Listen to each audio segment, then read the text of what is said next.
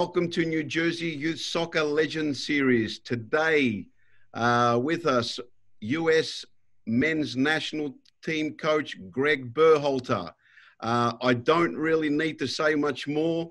I can't get better than that. Truly an amazing experience for me to be able to talk with you, Gregg. Welcome to the show. Thanks for having me, James. So obviously you're a New Jersey guy.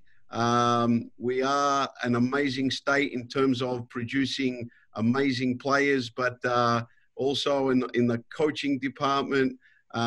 Before we go into the coaching bit, why don't you tell us a little bit about New Jersey youth soccer and you growing up in this state and how it impacted you?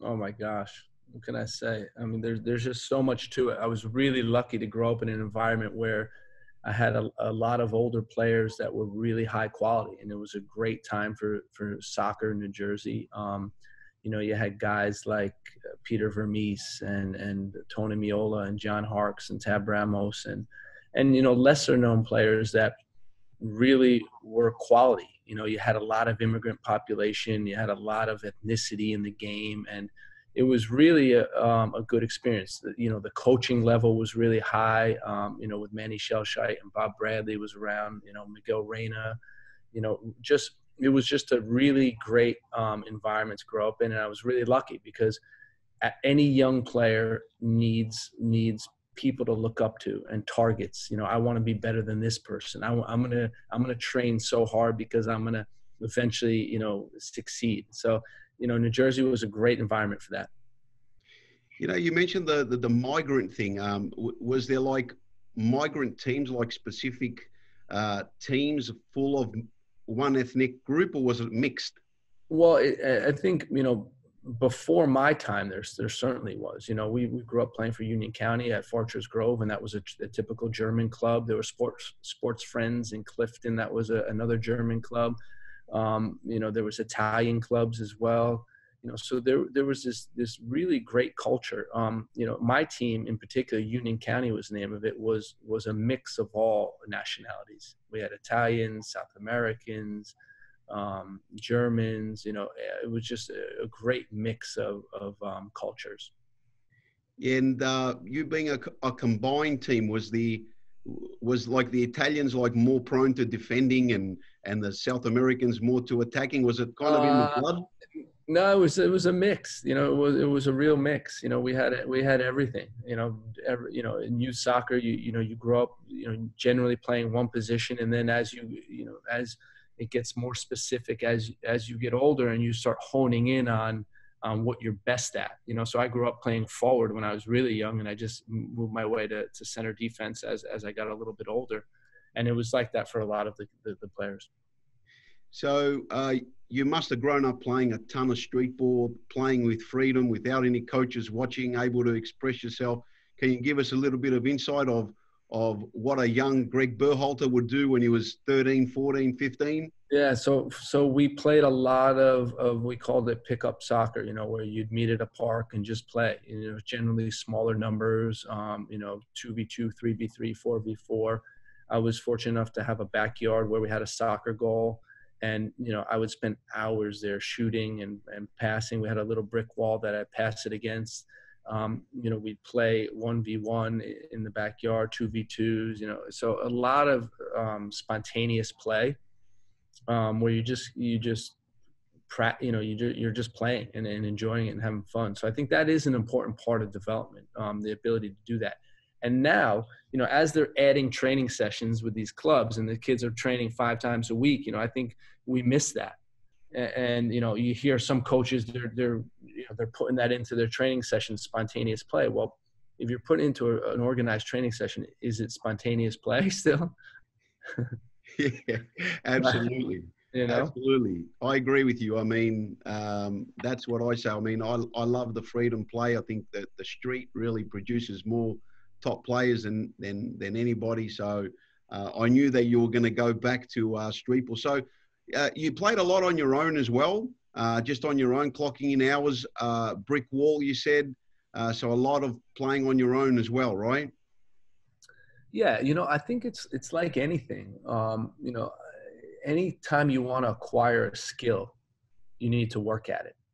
And first you need to know what skill you want to acquire, and then you need to know how to acquire it, and then you need to work. So, it's like, for example, I'm playing in a game and I see a guy who hits an amazing shot with his laces, in the upper corner. And, and I spend the next, months training in-step shooting and, and shooting in the upper corner. A funny story, and I've told this before, but I'll relate it to you, is I went to Hubert Berkemeyer and Andre Escuderian had a soccer store. Do you know the soccer store that they had in Hackensack, New Jersey? Okay, so they had a soccer store. These were two guys who played for the Cosmos. And Esky, at the time, Hubert was no longer at the store, and Esky took over the store. So we go into the store, and it was like a dream for a kid to go into a soccer store. It was an actual store, like they didn't exist, right? We drove to Hackensack to go to it, and we see all the cleats and all the balls and all the uniforms and everything. And me and my brother say to Esky, we want a Tango. It's the ball that they play in the World Cup. We want one of these balls. Best right? ball ever. Best ball ever, right? $65 the ball cost. It was outrageous. And we saved up money, and we're going to buy the ball. So as we're going to buy it, he goes, Greg, Jay, I got another idea for you. And we're like, okay, what is it? He goes, I have these balls. They cost $5. I'll sell you 12 of those balls for $60, and I'll give you a net. And now you can practice. And it never dawned on us before.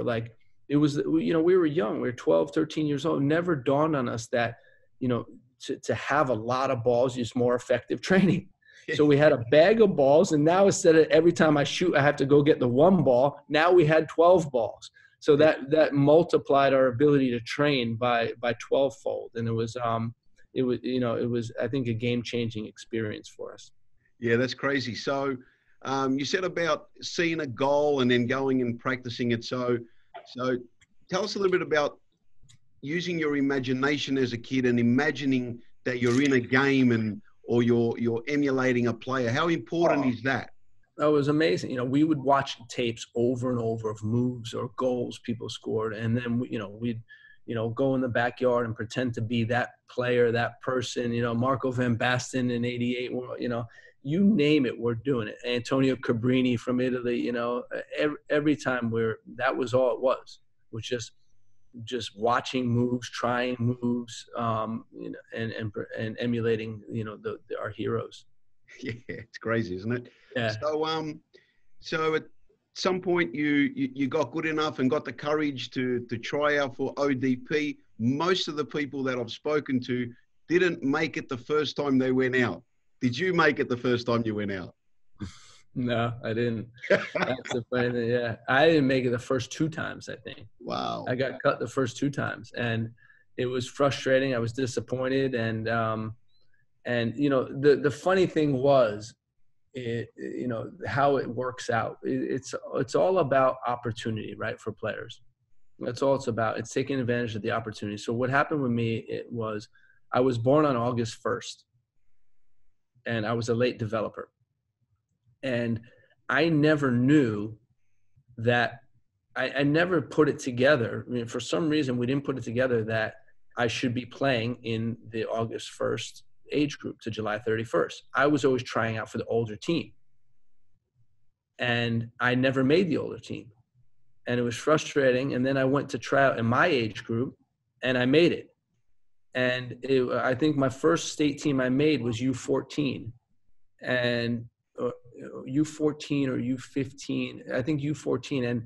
And once I played with my own age group, I got so much confidence because all of a sudden I was the better one. And it really helped my career because it gave me a ton of confidence. And I went on to make the regional team, and then the rest is history. But it was this, this rejection at first, and then working hard, and then finally getting to my age group where I got confidence, and it was really helpful. Yeah. So did you make the regional team the same year, or did you have to go back the year after? Do you remember? I think I made it that first year. I think I did. Hey. I think the first year I was on state team, I made the regional camp. It was a camp, and then yep. So I'm guessing you were just a little guy that had a lot of skill and was the athleticism and trying out with the bigger kids. You think that was the reason you weren't I getting was small. picked? Yeah, I was a late developer. When I was a sophomore in high school, I was like 5'4", and then between sophomore and junior and senior year, I grew to 6 foot. So I grew a lot. I grew a lot in a short period of time, and it is something where these late developers, we can't have them lose confidence. We can't have them lose passion for the game. We need to keep them engaged, because those are the ones, a lot of times those are the ones that end up making it, right? Are the ones that just hang in there and keep working and don't think they've accomplished everything and aren't relying on physicality at a young age. They have to be smarter. They have to be more technical. So, they have to keep competing. So, I think it's our job as coaches to keep those late developers engaged. And I see that even with the national team now. We have a very young group of players, and it's about giving some of these young guys an opportunity, even though they may not be ready, or they may not, or they're not that they're not ready, but even though it may be a little early for them. That's well said. So you played at UNC. You must have had a marvelous career there, but then you moved on to European football. How did that opportunity come about? So there was an MLS when I was going through college. It didn't start yet, and I was it was always a dream to play in Europe. I think, again, growing up in New Jersey, you have a close connection to Europe growing up in New Jersey because of all the backgrounds that are in New Jersey, New York area. And I watched Italian soccer every weekend. I watched English soccer, and it was always a dream to play in Europe. And I don't know why it was, because not many players were doing it. But I was with the Olympic team at the time, and I was playing in Holland, and then UNC went on a trip to Germany, and I went right from Holland to Germany, and I was with UNC there, and I got a call at the place we were staying. It was from a Dutch club, and they said they saw me play with the Olympic team and they wanted to sign me. And it was amazing. It was amazing that the timing and it was a level. It was the second division in Holland then, and it was a level that was better than I was playing at, and but I was able to play every week, and that was where my development just accelerated a lot, because the speed was faster, the decision making, that you had to really be focused and attent if you wanted to be playing and then be improving. So it was a great time for me, and I was very lucky. Yeah, so I think one of the key things you said there was that you went to a second division team where you were able to hop right in and play right away. I mean, we have a lot of players that are aspiring to go to Europe, and you hear them go to these big clubs and they disappear, but it seems like the people that start low end up making it, right? Well, the way I like to frame it, James, is like this, is that all it is about going to a level that's going to test you, but you can play.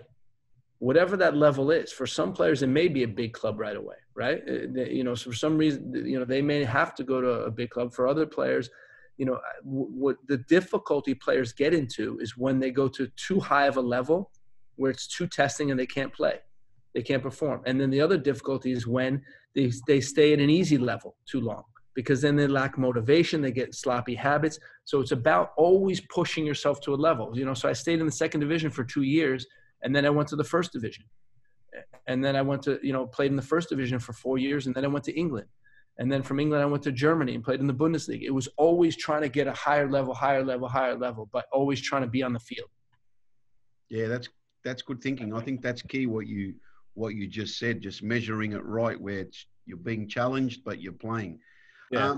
Talk a little bit about the Dutch soccer. When you went there, was it really like so much knowledge, like so much to learn technically, tactically, physically? It was amazing. Yeah. I mean, it was incredible. because the Dutch league was really strong then. You know, Ajax had just won the Champions League. PSV was doing really well. Feyenoord was really good. You know, the clubs are, and the Dutch people are just really into tactics, into learning, into teaching. And it was a really great environment. I literally felt like I was at a soccer camp for 6 years. I was at a 6-year soccer camp, and I would write down notes and always be writing down the training sessions. And it was a really great time. So how much off the ball knowledge was being pumped into you compared to what you came from over here? Was there a big difference? There was a big difference. You know, there was a big. I was learning the positional game. You know, I didn't understand it. I was raw. You know, I played center back and I was dribbling out of the back, and you know, I wasn't an educated player. I was a skillful player. I was a competitor, but I wasn't educated on the game, and I had to learn. And there was a lot of subtleties to it. You know, as a center back stepping into the midfield to defend, you know, leaving the other center back 1v1 because the timing was right. You know, there's a lot of real subtleties to the game that I was learning. It was great. So from there you went to England, which is total different tactical concepts there, a lot more direct, a lot more athletic. Yeah. Tell us a bit about that experience. I struggled, to be honest. You know, for some reason, it was always like the grass is going to be greener in England. The grass is going to be greener. You know, and when I got there, you know, I was disappointed with the lack of tactical instruction. I was disappointed with the level of the games and what the games were looking like. And to be honest, at the time, it was the first division, which is the championship now. And it wasn't suited. I wasn't well suited for that type of game, to be honest. You know, it just didn't fit me. I thought it was going to fit me really well, and it just didn't. You know, they didn't want center backs passing the ball. It was a very direct type of game. And but I learned, and you know, in not succeeding, I also learned, you know, about back four defending. I learned 4-4-2 really well. I learned, you know, some of the physicality needed. You know, I was a physical player in Holland, but England was a different level. So I learned some of that. You know, it was a great experience, and I'm really grateful for it. But I also learned that it wasn't for me. So it was important to go to Germany. Yeah. So you went to Germany, and what's the difference between the German league compared at that stage to the Dutch and the English? Yeah. So the German was more tactical than England, less tactical than Holland. Very precise finishing, very, very good counterattacking, and, you know, great stadiums, great training environment. You know, it was, I think, the perfect mixture, what I was looking for. You know, it was great. I stayed there 7 years, and I really loved playing in Germany. You know, it was when German soccer was on the rise, and they were, you know, rethinking how they're doing things. You know, they didn't, you know, they had this big resurgence after the 2002 World Cup, where they started looking at coaching more, and it was a good time. So what's your take now? Do you like to see? Do you want to see American kids going to play in Europe? Do you think that's the best move for them if they've got the ability to do it? Yeah, you know, so here's what I say, and I've been consistent with this, is I want our players testing themselves, playing at the highest possible level they can play and still be on the field. So wherever that is, every pathway is different, you know, especially for youth players. You know, you talked about it, you know, late developers, we talk about early developers. You know, everyone needs to be challenged. So those early developers, the guys that are crushing their environment that they're in, they should probably move up an age group or two. Right? I mean, like, everyone should be at a level where they're getting tested at, and whatever that means for the individual is a personal thing. So you've had this amazing experience. You've played at all these 3 top-notch countries, 3 of the top 5, so to speak. Did you take a little bit of each one and create your own philosophy? Is there one of them that you took more, that you've taken more of, or is it kind of even? I mean, it is, I probably, it was probably Holland first, Germany second, England third, but it's all, it's all a mix. It's so nice to go to Europe and be involved and like understand the culture of soccer in that country, because it's completely different country to country. So I feel like I got a good understanding of the soccer culture in all three countries, and it shaped my viewpoints. All right, excellent, excellent. So just move on to some coaching stuff for our listeners that are coaches. I think that's where this discussion is key. So talk about how important it is to have a philosophy, and what's the simplest way to develop a philosophy that suits you. It's personal. Here's what I think is really important, right? I think that the important thing is that coaches have a way to play, right? So that's the philosophy that you're talking about. They have a game model, right? They understand how they want the team to behave in offensive and defensive phases of the game, right? Then they have a way to teach it. It's really important, right? Because we're teachers as coaches. And the third thing is now they need a way to train it, because the training needs to be closely linked to the way they want to play. So all three of these things need to be intertwined, and then you start getting successful. Because for me, it doesn't matter how a coach wants to play. I never judge a coach on how he wants to play. But what I think the important thing is that they're able to link these three things, that you can see that behavior on the field when his team is playing. That's what's most important. Excellent. And how do you go about selecting an assistant? What do you look for in an assistant? So the way we break up our staff is, the assistants do different functions. One of our assistants is more focused on opponent scouting. One is more focused on the training session organization, right? And then as we get together, we all execute our individual role within the training. But it's like, it's like a business. Everyone has their role, and everyone needs to complete their tasks for the company to be successful. Same thing with the coaching staff. Excellent.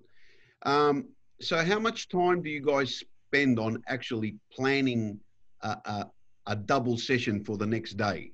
Oh man, we spend a ton of time on training sessions, because for me, that's where the real work is done. And, it's a really important time for us. And it starts before camp, that we're planning sessions based on how we want to play and how we want the team to perform in this game.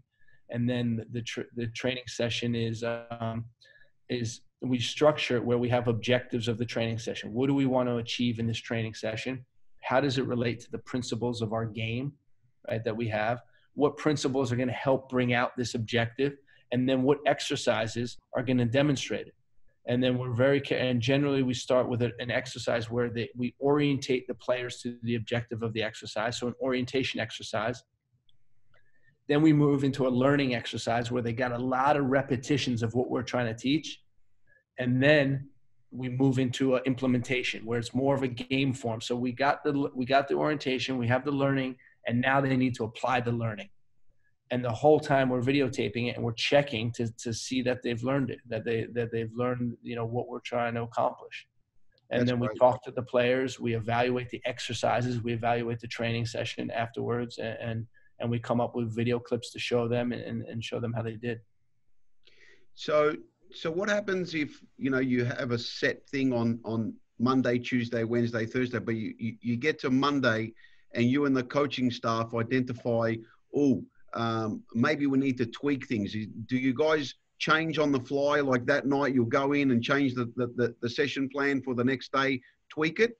Yeah, I think up until you're walking to the, getting on the bus, going to training, or walking to the training field, things are open to evaluation, because you never know about player availability, right? The last minute a player gets injured, you have to change the numbers, you might want to change the exercise just a little, or you sense the mood of the group is a certain way where they need some of this. And like, there's always, you're always open, but I think you need to have goals that you want to accomplish. You need to have a bigger plan in mind, right? You can't just go day to day planning a training session. We'd like to look at blocks of training. What are we trying to accomplish in this block? How are we going to move the team from point A to point B within this block of training?